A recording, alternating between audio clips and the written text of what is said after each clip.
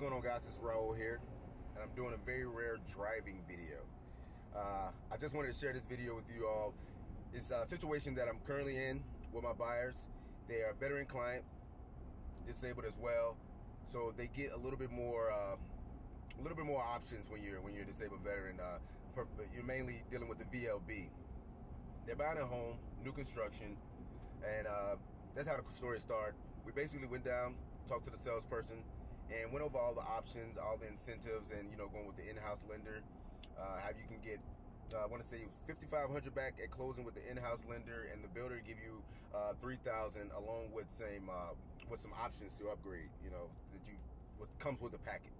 Good deal.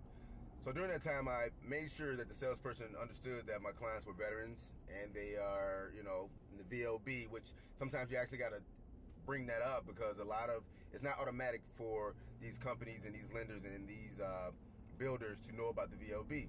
So he said everything was good to go, VLB as well, and still get my buyers can still get the incentives. So we're good to go. Well, after we signed off, and probably about a week later, the builder called my clients and saying that the in-house lender would not honor the $5,500 back at closing due to the fact that they're using the VLB.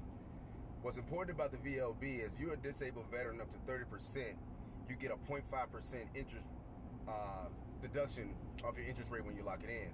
So I wanted to make sure that once that paper was signed and everything was all good to go, that the in-house lender honored the VLB for one, and they can still get their incentives.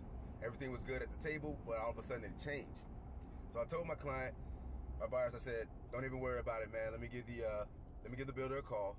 And I gave him a call, and he said, we messed up. I thought the in-house lender did the same thing with the VLB. Accordingly, I guess they didn't.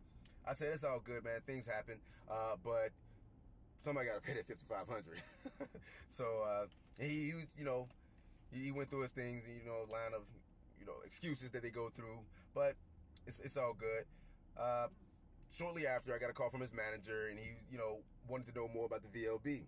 So I explained the VLB to him as well, and he said, man, I didn't know that, so I can't expect the salesperson that you spoke with to know it, which is totally weird. I didn't get that. But long story short, it went up to the CEO, and the CEO had to bless off on the builders eating that. The builders is now paying the $3,000 incentives at closing along with the $5,500. The in-house lender is literally not doing anything, but it was in contingent of my buyers still going with the in-house lender, that the builders was going to pay that, but that's all good as long as they get in their money. So the reason why I wanted to make this video is don't always take things for what it is. By the builder contacting my client directly saying that there's nothing they can do, they can't do that $5,500, their hands are tied. By me calling, we all seen that didn't happen. So check, recheck, and check again.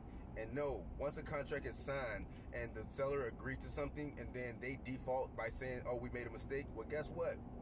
That contract is still a contract. If you default, it's some things that's got to happen in order to make sure those incentives in this case keep rolling. So I just wanted to share that with you guys. You can always reach me at 737-210-1690, and I'll put my email down here somewhere, but I'm driving right now. All right.